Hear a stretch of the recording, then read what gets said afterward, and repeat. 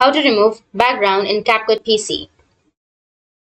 So if you want to remove background in CapCut PC, then what you need to do is first make sure that you have a stable internet connection. Once you have the internet connection, you need to open up your CapCut. After that, go with the import, which is on the left side, and then go and add a video in which you would like to remove the background. So I'll just simply go with a random video, go with open, and once you have that, now you need to select the background. So go with import and select the background. After selecting the background, now you just need simply add your videos right here. Once you've added, now you need to click on the first video in which you would like to remove the background.